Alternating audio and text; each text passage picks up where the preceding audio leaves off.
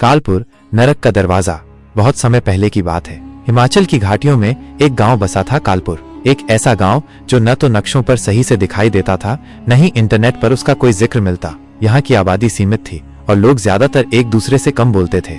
लेकिन सबसे अजीब बात थी, गांव से कुछ किलोमीटर दूर पहाड़ियों के बीच एक गुफा, जिसे लोग नरक का दरवाजा कहते थे।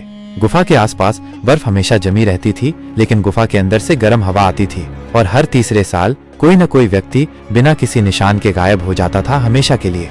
गांव वालों का मानना था कि वो गुफा किसी प्राचीन राक्षस की जेल है जो अब जागने की तैयारी कर रहा है।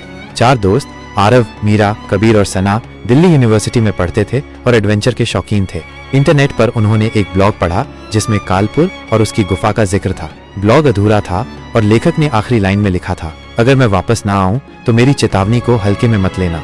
इसी अधूरे सच ने इन चारों को वहां जाने पर मजबूर कर दिया। इतना डरावना कुछ नहीं हो सकता, लोग बस कहानियां गढ़ते हैं, आरव ने कहा। मीरा को डर लग रहा था, लेकिन बाकी तीनों की जिद के आगे वो भी मान गई।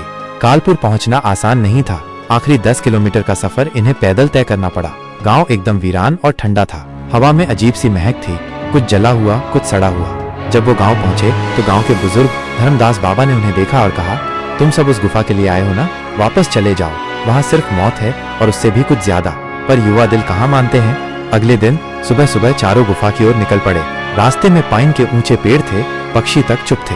जब वे गुफा के पास पहुंचे तो हवा गर्म हो चुकी थी। गुफा का मुंह अजीब सी लाल रोशनी से चमक रहा था। अंदर कदम रखते ही उन्हें लगा जैसे किसी और ही दुनिया में आ गए हों। दीवारें जिंदा लग रही थीं, सांस लेती हुई, जैसे किसी जीव के पेट में चल रहे हों। गुफा में 5 मिनट चलते ही पीछे से पत्थर गिरे और रास्ता बंद हो गया। हम फंस गए हैं, सना चिल्लाई। नहीं, कोई न कोई रास्ता होगा बाहर का, आरव ने कहा, लेकिन उसकी भी आवाज कांप रही थी। मीरा ने अपनी नानी से मिला एक ताबीज पहना हुआ था। वो हमेशा कहती थीं, कभी गलत जगह जाओ तो ये ताबीज जरूर पहनो, ये तुझे बचाएगा। जैसे ही उसने ताबीज को अपनी मुट्ठी में लिया, दीवारों पर अजीब लकीरें उभर आईं, खून जैसी लाल। और तभी एक परछाई सामने प्रकट हुई, बिना चेहरा, बस 2 लाल चमकती आंखें और काले धुएं में लिपटा शरीर। कबीर डर के मारे पीछे हटने लगा। अचानक जमीन उसके नीचे धंस गई और वो चिल्लाता हुआ गायब हो गया। कबीर, तीनों ने एक साथ चिल्लाया, लेकिन वहां सिर्फ अंधेरा और सन्नाटा था। मीरा ने ताबीज को आगे किया तो परछाई कुछ पीछे हटी। तभी दीवारों पर कुछ श्लोक जैसी रचनाएं चमकने लगीं। मीरा ने हिम्मत करके वही प्रार्थना पढ़नी शुरू की जो नानी सिखाती थी। ओम नमः कालात्मने स्वाहा। गुफा के एक कोने से तेज सफेद रोशनी निकलने लगी।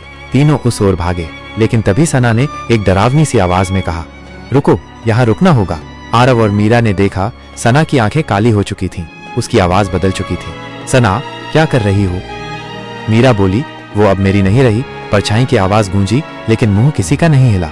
सना अचानक हवा में उठ गई और जोर की चीख के साथ काली राख बनकर बिखर गई। मीरा कांप रही थी। आरव उसे खींचते हुए रोशनी की ओर ले गया।